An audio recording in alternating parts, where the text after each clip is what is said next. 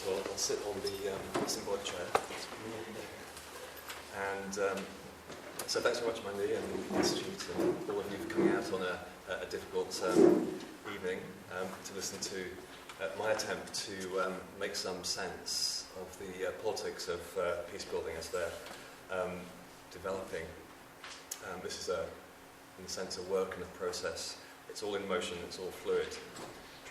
I chose to look at the concept of local ownership because I thought it was a way in which the internationals who have been involved in this 20-year experiment of intervention, peacebuilding, the infusion of liberal norms in the polities that they are intervening in and trying to create and construct.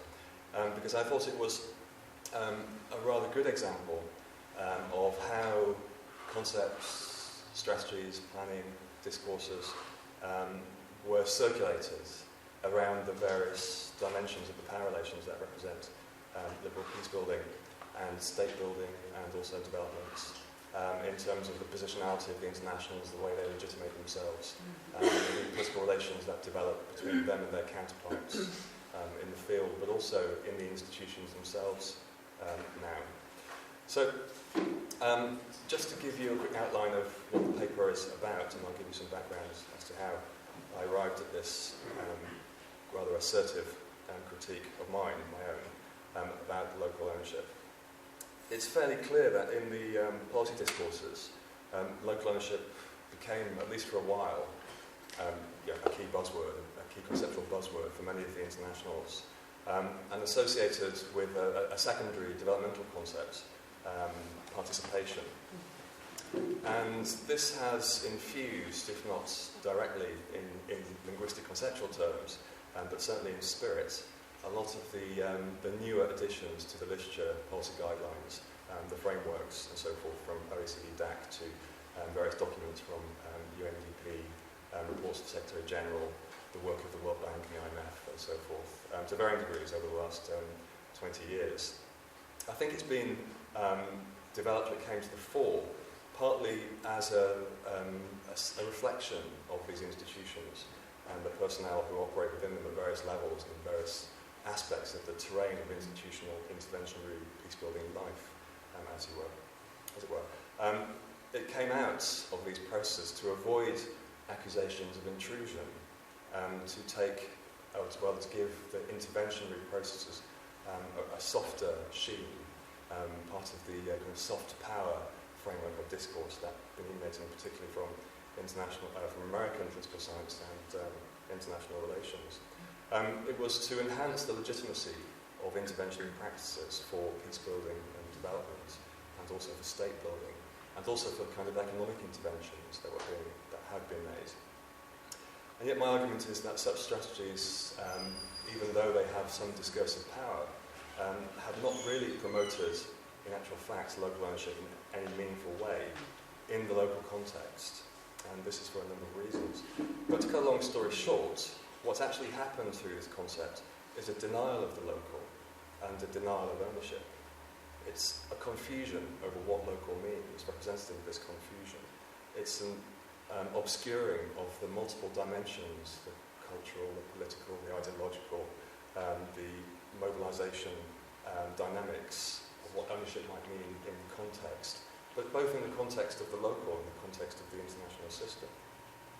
Internationals often claim that they're referring to the national as synonymous with the local. Their focus is a viable state, and therefore we can see why that will happen. And their interest really is in producing members of the international community, good citizens in the donor system, within the framework of international law, and within the institutional parameters of the international architecture of peacebuilding, as I call it in this paper. So such attempts to give this interventionary process a sheen of social contract dimensions, or a capacity to engage with the subjects, to produce subjects which aren't subjects, but which are active members of the international community and of the state, actually has done little to enhance conflict sensitivity, contextual sensitivity, a contextual social contract, and rather has become a pendant to conditionalities that internationals often think they are refining and honing for the good of all. If they do have some kind of political impact, it's one of creating relations of conditionality, of re-embedding power relations between donors and national elites, between the institutions and the international architecture of peacebuilding broadly defined and its local subjects. There is certainly an element of empowerment within this framework, but it very clearly represents the internal power relations of hybridity, which are perhaps mimetic, perhaps indicative of the asymmetries of power and of the types of policy engagement that internationals feel are worthwhile and plausible in constructing a state, the polity, a sense of what it means to have a society, a civil society, aimed at peacebuilding and so forth. So I selected this concept and went off and tried to do some research on it in terms of engaging with the development of policy discourses in a number of institutions, the World Bank, the UN, IMF, the EU, and a few international NGOs, primarily by looking at the documentation, the way in which they were using the concept of local ownership. I ran a workshop in New York with the Peacebuilding Commission, Peacebuilding Trust, and the UNDP, DPKO, and others, where there was a long discussion about what local ownership meant and so forth, which was extremely well attended, and partly because it seems to offer a way out of the dead ends, the interventionary dead ends, the loss of credibility and legitimacy of many of the normative frameworks and policy strategies that the internationals may use. And also I sort of interrogated on a theoretical level as well. So I went off to New York first and did a round of interviews in the various different international agencies. And I just want to pick out two, I think, very pithy statements as to what local ownership means from within those policy settings, one of which I mentioned in the talk I gave last night. The first was from somebody within the Department of Political Affairs who said about local ownership, in a rather terse and slightly irritated fashion when I asked him what this meant and why it was circulating within the UN system. He said, actually, we should not expose ourselves to local context. We risk our ignorance undermining our legitimacy. So there we had, as a starting point from the political wing of this international architecture of peacebuilding, a denial that the local and its dynamics, ranging from the use of a range of agencies, collective or hidden, through to the cooperation or partnership with international institutions, and then to the high-level building of policy on the basis of these kinds of contractual embedded frameworks that the internationals assume they're building. We're a complete denial of the role of the local, of the legitimacy of the local, its credibility, its capacity, and its agency. And the reason in this particular case was not because of the traditional Orientalist view that local actors are often the source of conflict and therefore cannot make peace for themselves. But instead it was a concern about the legitimacy of the UN itself. Because the UN cannot reach into the local, it doesn't have the methodological capacity, nor the power and resources and agency to do so. It has to instead simply ignore it as far as possible. So the concern with making peace, with doing development, with peacekeeping, with peace building, with state building from that perspective is mainly located within the international terrain, within international political interests, strategic interests, and in preserving the system of sovereign states that contribute to this international architecture.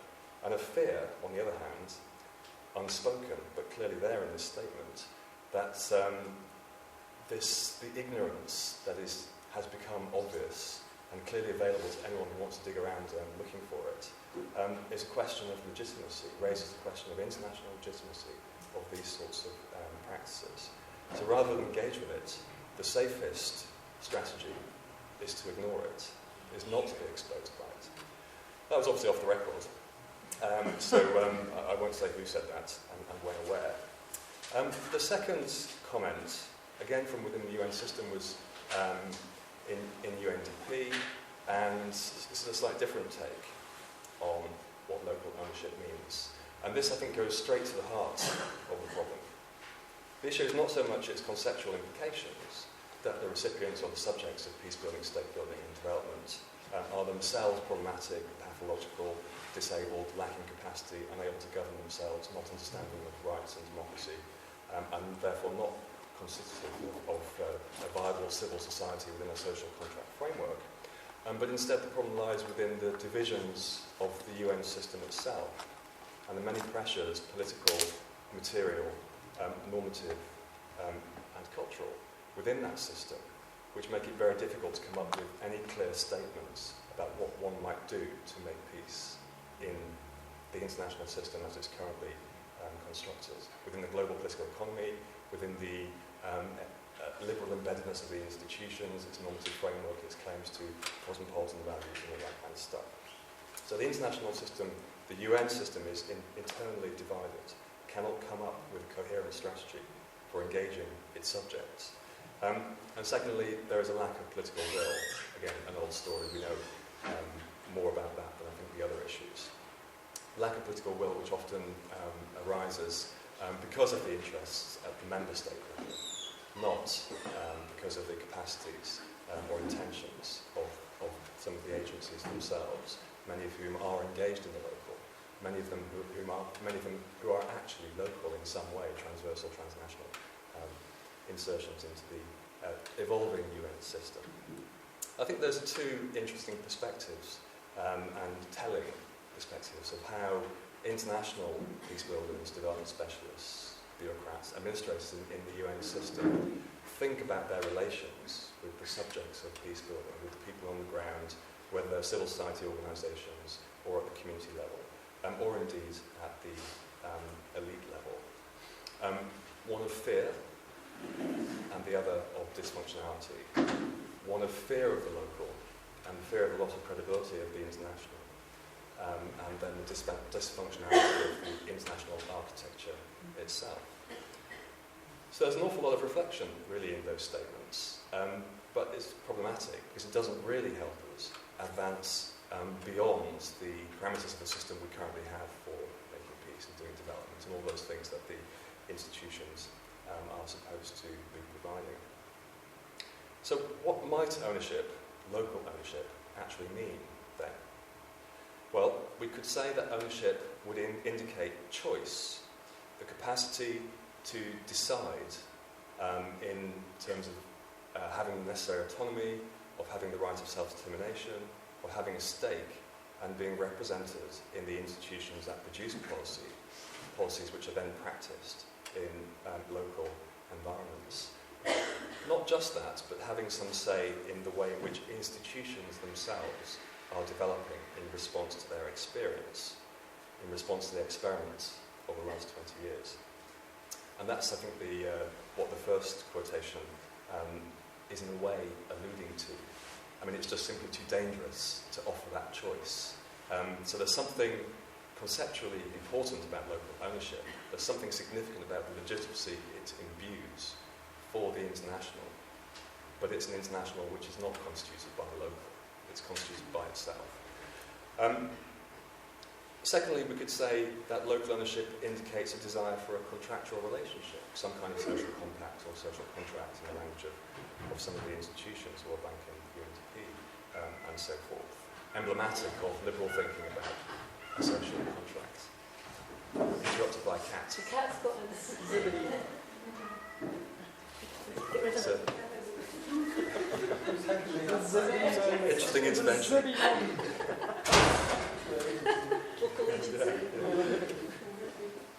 So it indicates that there is some sense that even the international needs to be in a contractual relationship. It needs to be accountable. It needs to have some kind of transparency in the way in which it engages with its subjects.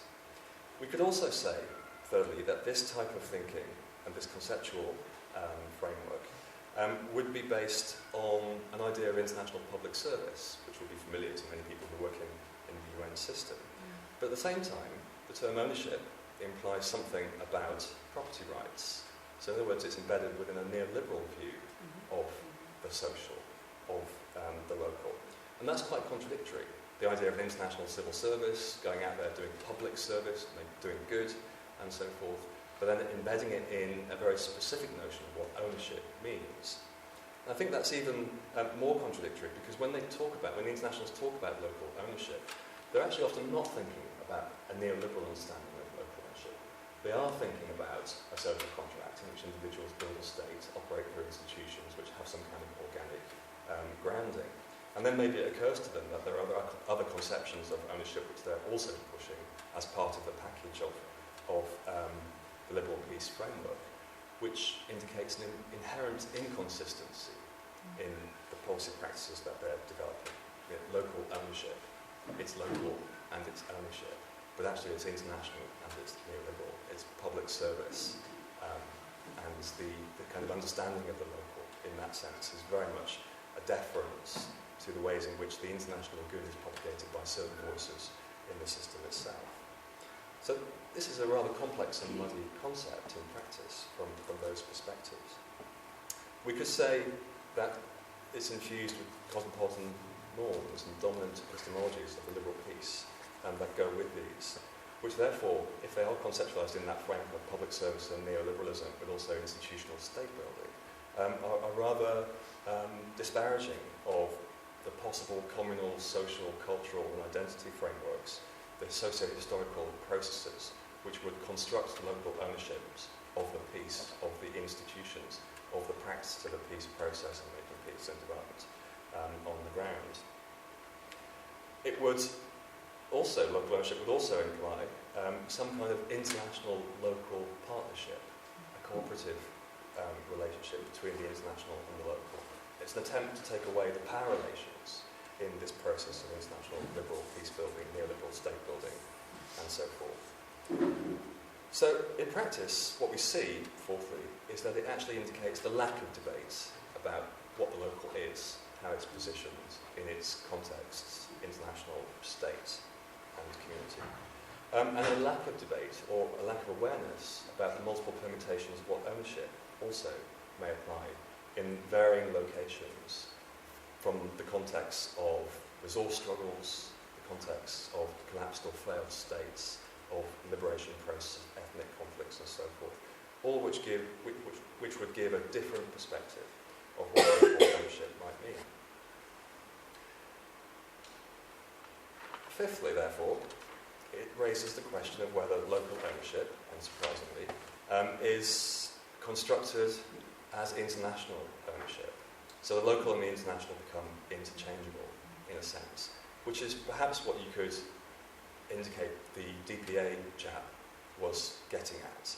There's actually no point, there's no reason to engage with the local, because its customs, its identities, its processes, its pre-existing institutions, and so forth, are actually relevant, because the framework of the liberal peace is a cosmopolitan framework. It's a universal framework, and therefore we don't need to bother with that kind of parochialism, effectively.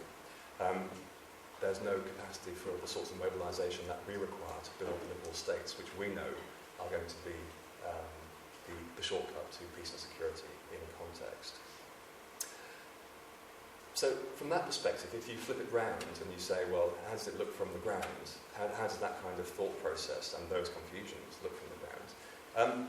An attempt to mask the potential colonial parameters of intervention, liberal peace building, neo-colonial parameters perhaps, and so forth, is not taken away, it's not negated, it's not responded to, reflected upon, and treated, dealt with, in the way that one might expect if one was really interested in what conceptions of the local and conceptions of ownership meant in context to build a social contract for a liberal state.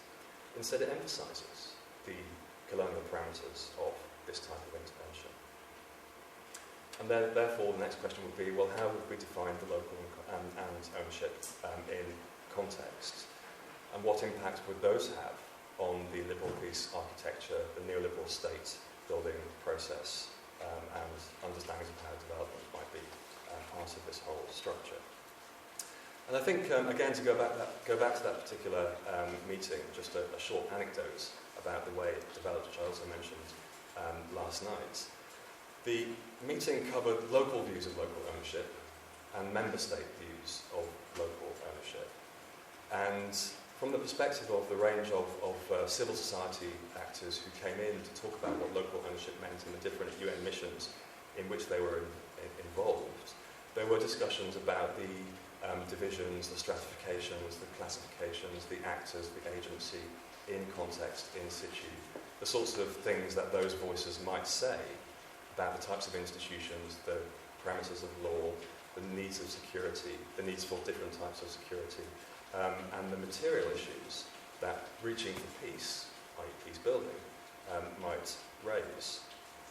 And I thought this was all quite interesting and significant and would be listened to by the international personnel, the representative of the organisations and the member state representation that came into this particular meeting. A later session was then about how the member states saw local ownership. And this descended back into this kind of strategic, institutional, instrumental language. And over the period of a fairly long discussion about what it meant in the context of making policy and practicing these policies, implementing policy, it turned out that how they envisaged local ownership was actually as a form of trusteeship. So it was actually deferment of ownership, a deferment of the rights of the local actors involved in peace building and development and so forth, to have a say in the process. So what we get from that is local ownership in this perspective is being seen as participation, and it's participation in deferment of one's political rights and one's capacities and agencies and identities, in the hope that at some point in the future, local ownership will switch around and actually be local and defined by those local actors and defined as ownership in ways which make sense to them, perhaps. Although the sense that I got was much more that this trusteeship would lead to the tutelage of good liberals in the future, so they would become liberal through a process of local ownership. So, a simple discursive camouflage for the continuation of structure, policy, strategy as before. So, in practice, I think what we see is that international actors, when espousing concepts of local ownership in their policy discourses and frameworks, are often actually aiming at blocking choice on the grounds. They're not interested in autonomy and self-determination in the context of the peace process or peace building, at least just yet. They're also not interested in the accountability that local ownership would imply.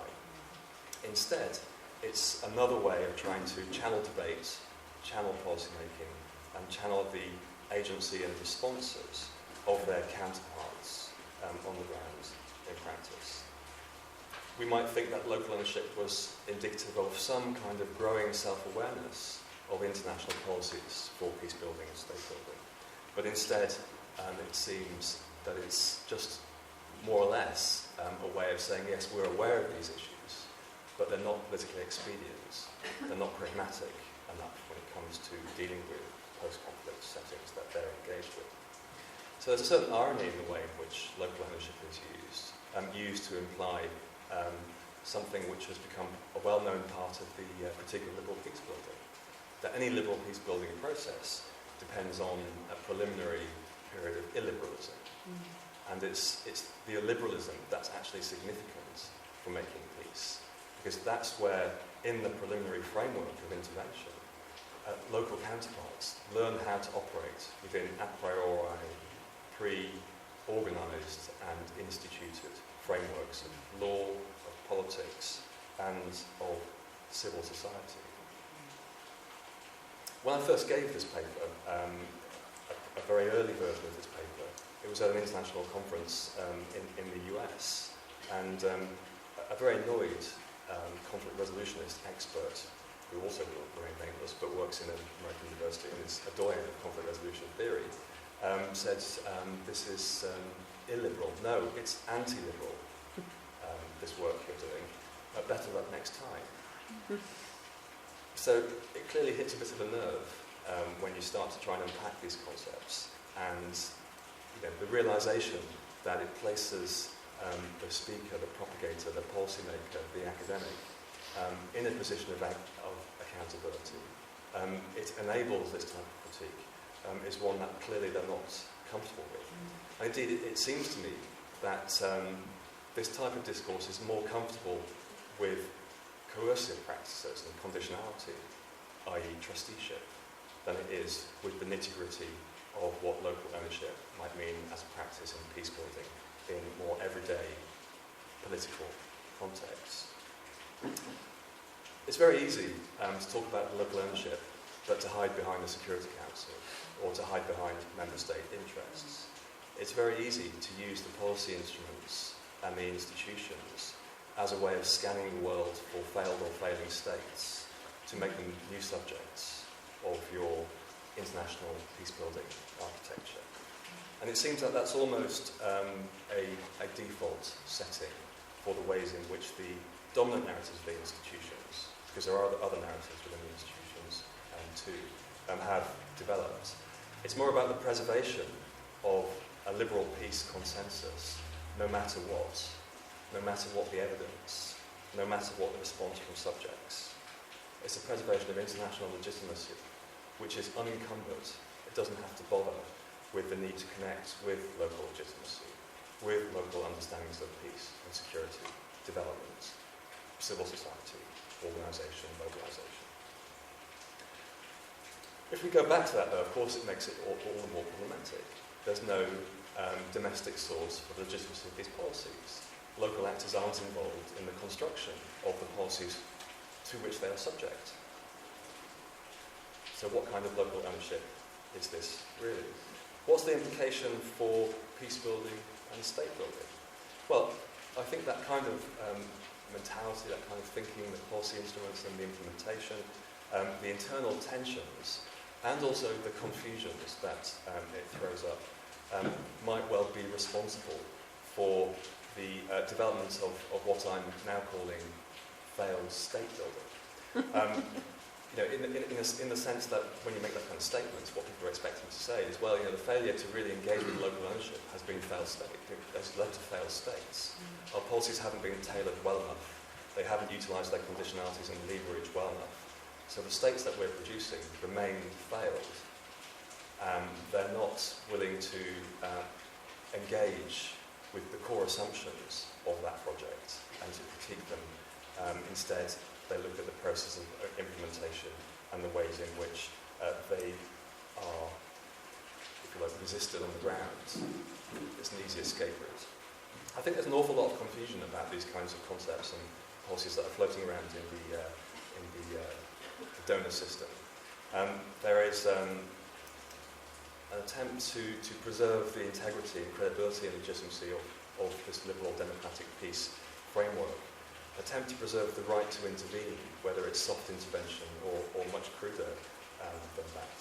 And also an attempt to preserve the hegemony of what I think are quite mistaken conceptualizations or understandings of what liberalism means, of what how the local could be understood, of how ownership might be seen as a practice, and so on. So I was, again, in a recent exposure to the internationals, I was again quite surprised by the ways in which they were talking about governance, because governance is another buzzword which has come up off the back of this shift towards the local ownership and participation, and so forth. The idea being that the social contract in a governance framework, in an attempt to reform governance, is a top-down conceptualization.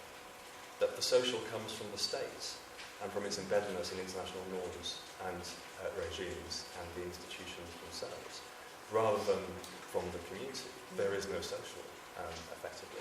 So just where is this social contract and where is this local ownership actually being located in the minds and imaginations and the practices of these internationals? I think there are a range of reasons why this is happening. Contextual pressures, a lack of ability to engage contextually, the pressures and exigencies of politics of peace building at the higher levels, the ways in which it's constantly dragged back to Westphalian notions of sovereignty, and also the ways in which, I suppose, the professional imperatives of peace work, if you like, intervene in this attempt to develop an encounter which is rather less abrasive than the one that we've seen in the 1990s and since. So local ownership from this point of view, an attempt to preserve legitimacy at the international level has actually done the reverse. It has continued with the old project of trying to transfer norms from the top to the bottom, the old way in which local agency is seen as insignificant, incapable of mobilisation, incapable of defining politics, of creating institutions, of promoting security. It's incapacitating in conceptual terms.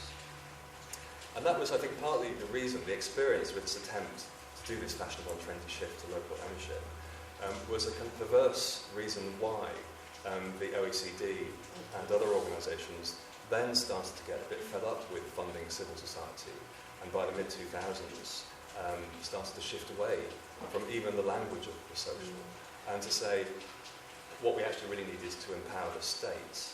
And so everything we do has to be channeled through the state, which was this very awkward compromise between the negation of the local, the negation of society, and the sense that what they had been creating were parallel track peace processes, where internationals and donors talked at the elite level, and civil society went off and did something completely different, not recognising that there needs to be politics in these processes. There needs to be negotiation between a range of different actors at different levels. An attempt to put the genie back into the box, in a sense. And I think the OECD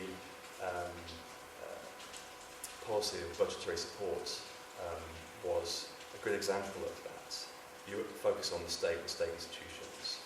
So back to the state, as people like David Chandler were fond of saying. The withdrawal of civil society then was a perverse effect of local ownership and participation. But it also perversely, of course, weakens the state, hence failed state building. I mean, these states that are being created through these sorts of processes, which are supposed to engage with conceptualizations like local ownership, are just producing states which have failed by design from this perspective. Okay. From the perspective of thinking about peace in more emancipatory forms, trying to move away from this instrumental logic of the state and norm transfer from the good liberal citizen or the good liberal state to others, the good liberal donors to others. It's quite easy to understand then why local ownership was more or less immediately construed in the various policy frameworks where it was being deployed as national ownership. So local ownership immediately became thought of as a way of constructing the state, and the state would be constructed from the outside, and its inhabitants would gradually move into it upon perceiving the viability and the validity of normative economic and political frameworks it offered to empower them. But there's little discussion of what it might mean to think about emancipation and social justice in those contexts, because of course then the debate goes immediately back to what member states think about the interests and rights of states in practice.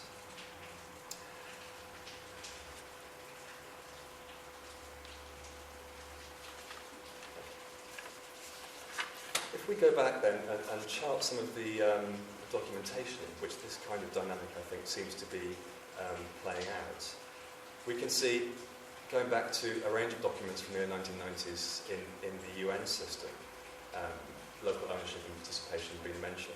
Again, one of these conceptual confusions in those documents was about whether local ownership and participation were the same thing. I think that was a telling insight in what they were actually talking about. You know, local ownership wasn't about self-determination and autonomy, it was about participation in a priori and pre-existing policies and strategies. And we see that to some degree in the policy documents and the instruments that were developed after Agenda for Peace, where there was a rapid realisation of the weaknesses of the conceptualisation and the policy tools that emerged from that. So very quickly, from 1992 to 1994, we start to see the concept of local ownership being referred to in these documents, and then participation, as if they were the same thing. Again, I think indicative of this international perspective of the need for a top-down construction, but also an international blankness, I international confusion about the many different possibilities for understanding what ownership might mean in different ideological, cultural and geographic contexts. I think that also indicates some kind of realisation amongst the internationals that the local, the social, is significant. But it's an indication of incapacity on their part. David Chandler actually calls this an indication of the lack of their power. And therefore, much of what then happened with the local ownership debate was an attempt to grab that back, to put the genie back into the box. If you look at the capstone peacekeeping document, which comes out much later on, the same concept is still there, but now it's slightly more refined.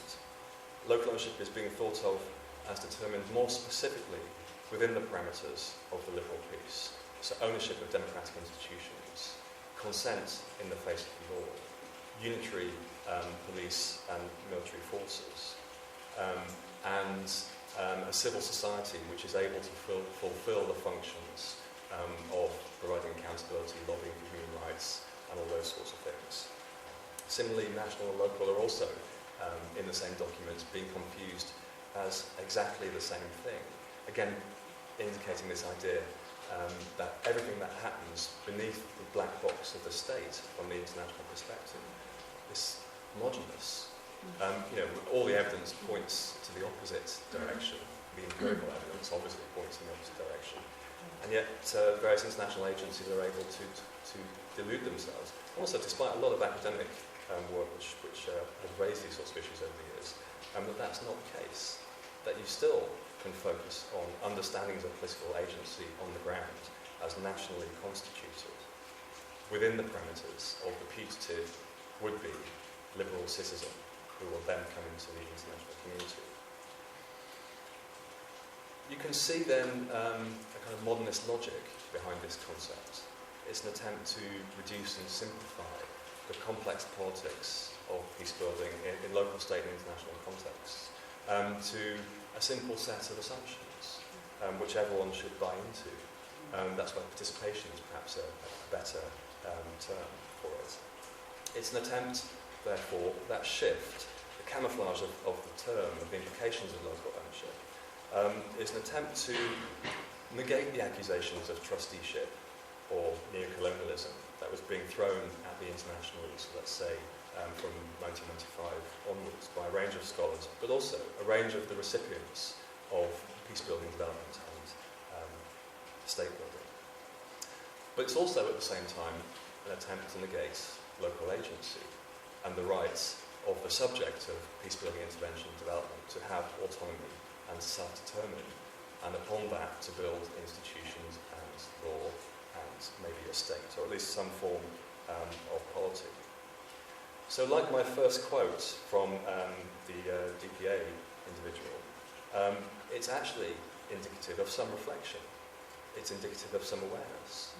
But it is a very decisive way of saying we can't do that, we can't be engaged with that. It makes things too problematic, too complex. So it's hiding away from the realities of peace building, effectively. It's the proverbial head in the sand. Again, we see the same sort of language then being fed through a policy track. By the time we get to the OECD DAC documentation from 96 through to 2005, we're seeing calls for doing no harm. Doing no harm becomes the contextually sensitive ethic. The ethical imperative of intervention is that it may not be particularly effective. It may not achieve what it sets out to do, but at least it does no harm. But it kind of raises the question, how do you know you're not doing any harm if you're unwilling to engage with the realities and complexities of peacemaking on the ground in its varied forms? And you have a rather confused perspective of what ownership may mean in different contexts. So in 96, OECD DAC chairman actually issued a short report in which he said, local ownership implies respect for local values. It shouldn't stifle local initiative. International involvement should not be coercive. So here's a fairly clear statement of how policy thinks it's developing. but one which seems to be rather separated from the actual practices of those same institutions, the donor framework, and so forth. In the view of this particular document, local ownership was implied cooperative forms of peace-building development and state-building. So you have this idea, this kind of fantasy of equal partners, from which then you've got these kinds of strategies which were actually picking up on colonial and military embedded strategies from the earlier era, where you would place individuals in ministries of different organisations in various contexts as advisors, and their roles would be to observe, to make transparent, to hold accountable, to give expertise, and so forth. And this is a way of facilitating local ownership. It also talks about those then fashionable terms which you borrow from the World Bank. This means that development strategies, peace-building, state-building, would be pro-poor and pro-indigenous. Again, there's a reflectiveness here, there's a certain recognition, even early on in the liberal peace-building experiment, that all was not well, that there was a loss of credibility, there was a loss of legitimacy amongst the subjects, and that in the longer range, this could have an impact on the efficacy of the sorts of tools and instruments that were being developed by various institutions. So, by the time we get to documents surrounding later UNDP policies and reports, and then the Peacebuilding Commission's frameworks around the mid-2000s, late 2000s, also the high-level panel reports, and of course, infamously, responsibility to protect. These sorts of concepts are still floating around, but they're now being interpreted even within the UN and the donor system, i.e. amongst some sectors of the donor system and amongst some circles in the UN system, as one, a tax on sovereignty and on the principle of sovereignty as the basis for making peace or maintaining regional order, and two, as potentially neo-colonial. So the huge backlash against responsibility to protect, in a sense, was part of this problem. There were also concerns, of course, about the neoliberal aspects of the way in which local ownership seemed to have been constructed.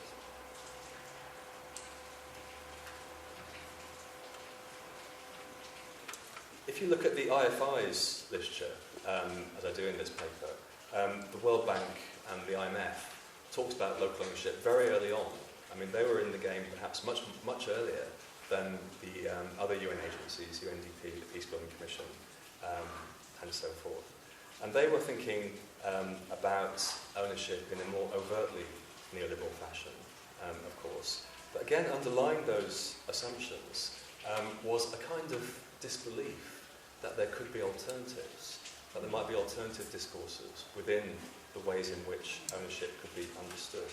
And there was no attempt in those early documents, I'm thinking about documents like the Core Functions of States in 1997 and so forth, there was no attempt in those documents to disaggregate the local. So that the local is now being thought of in these documents, and it's again reflected in some later UN documents, as very polarised. There's the good local, civil society, the capitalist adopting local. Then there's the bad local, which are the spoilers, those who don't buy into democratic institutions, into norms of human rights, who don't accept the pragmatic compromises that are needed to produce a regional order, perhaps in specific contexts. Various international NGOs also, of course, have been using this concept for quite a long time. I think we see it in some of the language that Oxfam International Alerts, even other kind of lobbying groups like ICG, and so on, picked up on the concept of local ownership in a slightly more intuitive way. Again, the sense that this fitted in with a trend in the UN system to think about human security, to foreground the subject in security terrains, within the political institutions.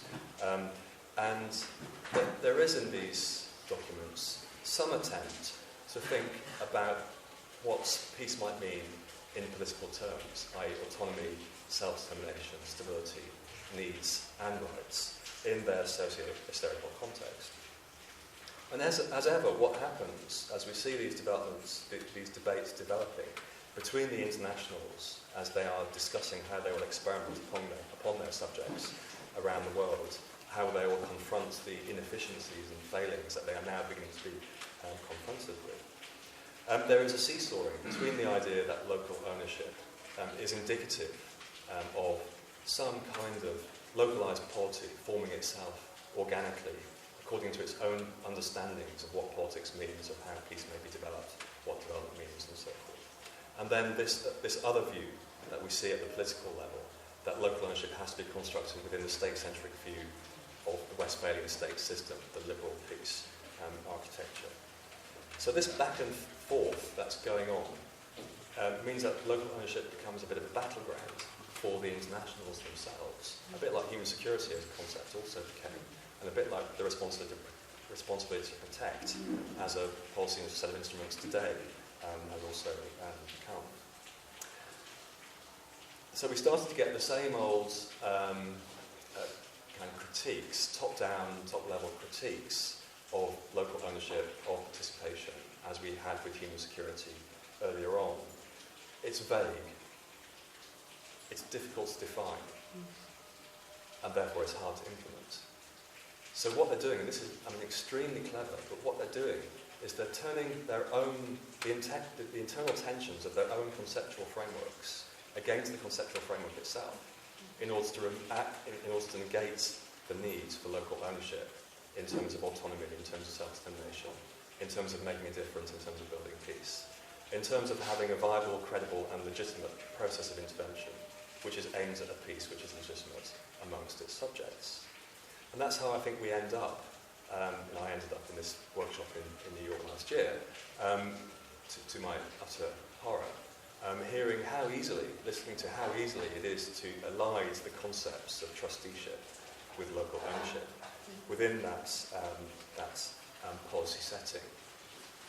I think one of the big reasons for that, of course, are the power relations that go with operating within an international civil service, which has its own logics, and of course the power relations of distribution of global material resources, or within the global economic system itself.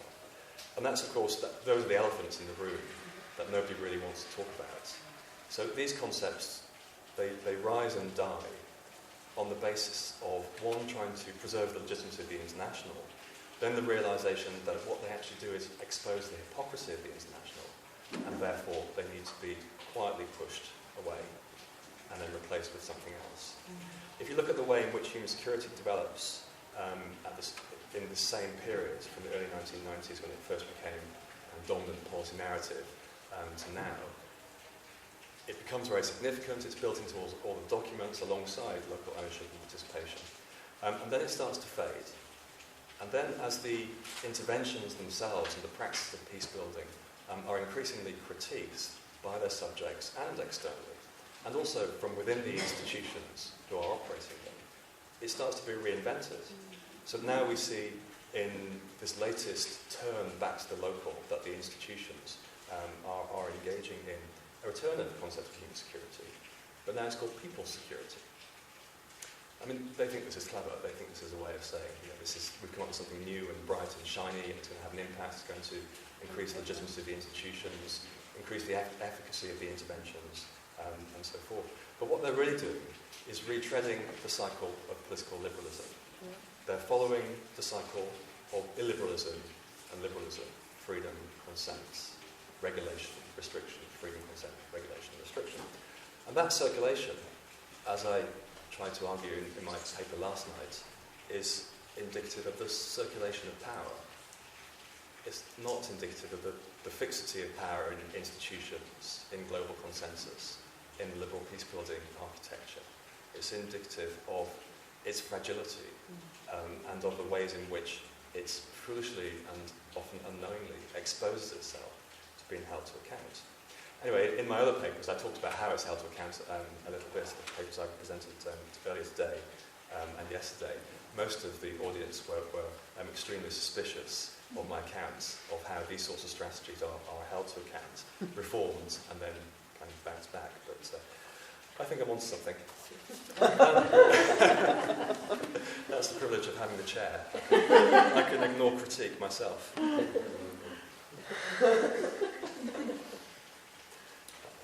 Okay. If we then look at one of the other... Have we got 5 minutes? So I will skip through that because I think I've covered that. If we look at some of the academic literature, by the way, which has tried to deal with these problems, apart from my own, local ownership has been fitted into the old liberal debates between hard liberalism and soft liberalism, communitarianism and cosmopolitanism. There are communitarian forms of local ownership, which may be related to the building of a nation, to nationhood, to the identity of that nation, its capacity, its positioning in a security complex in the region, and so forth. But internally, the ownership relates to a kind of homogenous identity, which is only narrowly defined. And the implication is that it's very difficult to bring that into the family of nations, because it doesn't share much of the liberal values. On the other hand, the cosmopolitan argument about local ownership, which has been circulating in the various academic literatures, argues that it's only local ownership if it is already liberal, or if it's intent on becoming liberal, if it wants to move into civil society, it wants to become part of the donor strategies and programming, and the various institutional frameworks in which states are being built in liberal and neoliberal fashion. And again, what's completely missing from that is any sophisticated understanding of the complexities of local politics, of what the local actually means. And both of those intellectual frameworks push the local down, they hold it back, they repress it. It's held within the state, or it's held within an a priori conceptualization of what it is to have universal norms, universal international law, human rights, and so forth. So there is no voice for the local. So again, it becomes merely participatory. And the same thing, therefore, is going on with understandings of ownership within those literatures. So I can dispatch those academic debates, because I don't think they've really got to the point just yet. So what does this mean then for rethinking local ownership and for going beyond the international architecture of peace building? Is it possible to have any coherent understanding of local ownership in any international process of peace building, state building and development? What sort of questions do we have to ask? Well, I think the first simple question is all about what the local is, or how many locals there are, how they interact, where power relations lie, allegiances, loyalties, customs, identities, and so forth. The second, of course, is to engage with different conceptualizations of ownership. Ownership in a public sense, ownership in a private sense, ownership in the sense of political institutions, ownership in the sense of the production of customary law and norms, and so forth.